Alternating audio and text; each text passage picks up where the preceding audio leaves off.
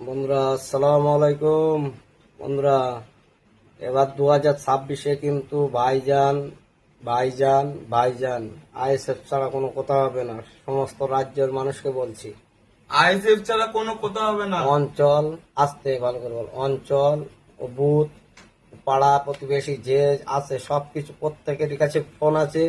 দেখবেন তাদের ফেসবুক খুলে, ইউটিউব সব চ্যানেল খুলে দেখবেন। এখন ভাইজান ছাড়া কোনো এ নেই, কোনো গতি নেই। ভাইজান ভাইজান ভাইজান একটাই হবে, ভাইজান। অনলি নওশাদ ভাই, অনলি ভাইজান, আইএসএফ।